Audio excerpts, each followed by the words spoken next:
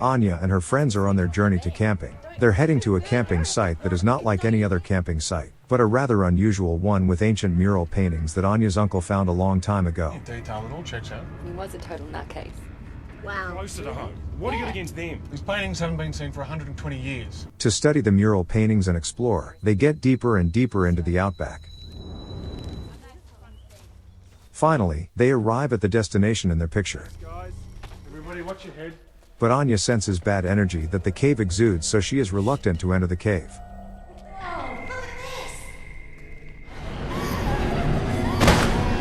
Anya can't wait outside, so she steps in, but she blacks out in the cave. Anya. What? Anya, you blacked out. As they get out of the cave, Dace doesn't want to miss a good chance of studying an ancient mural painting, so they decide to leave Anya there and carry on.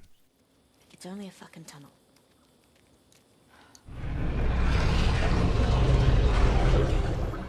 The cave starts to react as though it's alive, and friends go through the cave and gets out. An ancient mural painting is waiting for them. It's actually kind of beautiful. As friends plan, they prepare camping in the wild near the ancient mural painting, and each of them pass happy time. To be young and in love. To be young and fucking. Anya and Warren look around the camping site. At the moment, Warren finds out creepy insects are swarming in the pet bottle discarded there. Fucking insects. The strange phenomenon Warren experienced here is only a beginning. Friends start to study the mural painting thoroughly. Hey! What? Don't touch it. Only Dace and Chris too are left, and they're talking about the mural painting. While they do it, they sense someone watching behind them. I don't know. Probably not. No, you could be right. The next moment, What? Chris gets her leg bitten by something she doesn't see. That's gross. Dace catches a rabbit and hangs the hideous rabbit up as a totem. And night comes in the mountain. No specific problem has occurred to anyone, and everyone is enjoying normal camping. Freaky ass mutant rabbit. You like that then? I'm going swimming. Chad's girlfriend Mel goes skinny dipping alone. Towel's there when you need it. Chad, wait. Mel dipped herself for a moment, but Mel has leeches all over her body. Fuck. Dace hears her scream and runs urgently and takes off all the leeches, but Mel's condition is getting worse and worse. Oh my god! Oh my god! Hey baby, how's it going? Good. Her boyfriend Chad and some of them say they should take Mel to the hospital to cure her, but Dace can't miss the rare chance, so he decides not to leave immediately but watch Mel's condition first.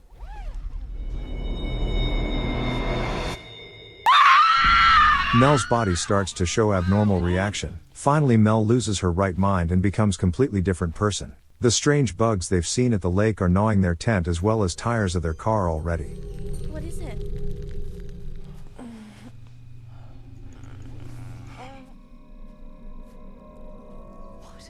Mel was lying sick in a tent. The next day she runs outside and stands still. Chris approaches Mel and talks to her. Mel? Mel was eating the raw dead rabbit, and she has turned into a violent animal.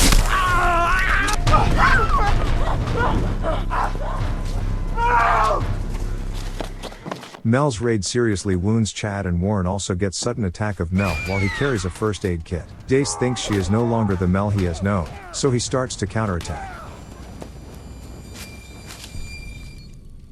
That painting's not a story. It's a warning. Mel must be possessed by something, and their nightmare has already begun. The way I see it, we got two options. We're the trapper, we kill her. Dace and friends plot capture of the monster Mel before she kills them. They also had an idea of killing Mel, but her boyfriend Chad and some of them believe there must be treatment for Mel. Try not to get killed. You guys go into different parts of the bush, flush her out. Come on guys, let's do it! The monster fears torch instinctively, so each of them make a torch and moves to lure Mel. They split up and get distant from each other. Mel is watching everything from a far distance. Mel! Mel! While they do it, Anya's torch goes out, and now she is the first prey of Mel. The horrible sight of Mel makes both of Anya's feet frozen, but she lures the monster Mel to the trap with her remaining ember.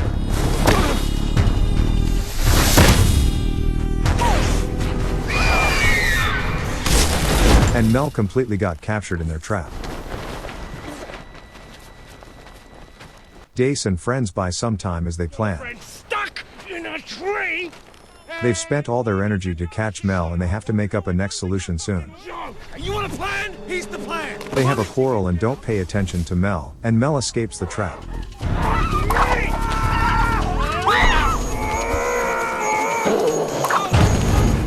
Fortunately, with Anya's help they handle Mel so easily. But Mel is not a human but a monster. They drop their guards, so Warren gets attacked out of blue and he dies. At that time Dace is being chased by Mel, and jumps into the lake to ditch her. But he gets in the very lake that turned Mel into a monster. Night comes already, and around the safe bonfire they set a plan again to escape here. Wake up and smell the viscera, Chad. We have to kill her.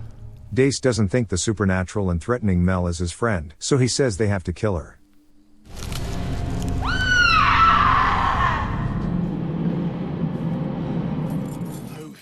This is sharp. No, we won't get anywhere with that. Then Dace looks somewhat strange. He suddenly starts to complain of pain. Dace? Chad thinks Dace is also showing the prodrome of turning into a monster, and says they must kill him before he turns violent. What's the problem, Anya? You were all for killing Mel. He was all for killing Mel, for Christ's sake. Who's first? They must kill their friends with their own hands. By drawing lots they decide whom to kill Dace. So Dace is in Anya's hands. It's okay now, Dace. You get some sleep. It is hard to make a decision. Just fucking stick it in. But if they don't kill Dace now, their necks are meant to be bitten off and they'll die like Warren did. You have to. After a while Anya and Chad leave to lure Mel while other friends go to the car and come back. Fortunately Mel shows up in front of them as they planned, and they successfully lure her, but Chad still believes the monster can become human again. Mel, I know you're in there. No, you can do it. You're the strongest person I've ever known, but you gotta fight. So Chad puts down the torch, which is the sole weapon to protect himself. It's just us. She has already turned into a monster, so she only sees Chad as her prey. Anya is left alone in danger, and the only thing she can do is to seek her friends and run away without a plan. Anya cannot run far away, but she got held up by Mel.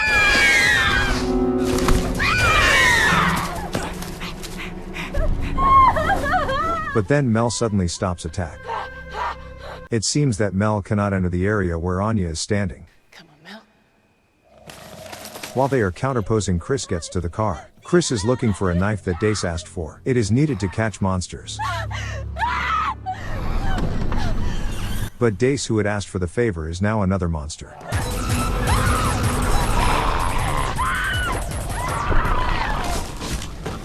And the monsters don't eat Chris, but they take her somewhere. After all, the only survivors in the forest where unidentifiable things happen are Anya and Chad. I did what we agreed to do. I lost 2 fucking fingers. You put down your torch. Anya finds out that monsters cannot get into the cave and attempts to escape with Chad.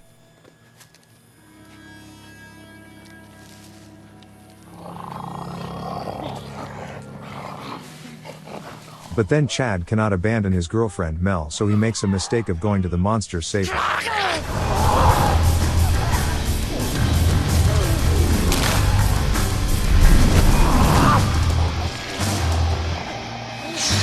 The mistake takes Chad's life, but Anya survives and she succeeds to enter the cave calmly.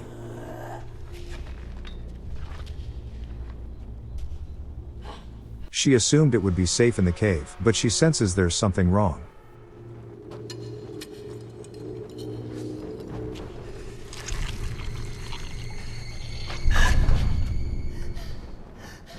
And in the cave, Anya finds Chris, who was taken, but Chris looks like she has lost her mind, and she's seized with terror.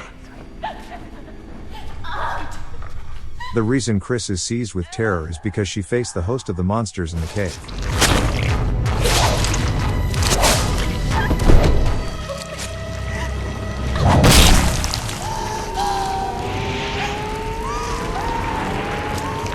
Against our expectations, the hideous host gets mercilessly slashed by Anya's knife, and then she follows the light from the outside and escapes from the cave.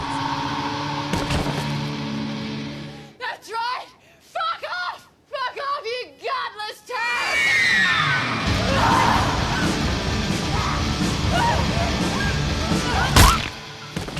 Thank you for watching Movie Goes Movie Recap. Next time, if you want to watch fun and various movie recaps, please subscribe and thumbs up.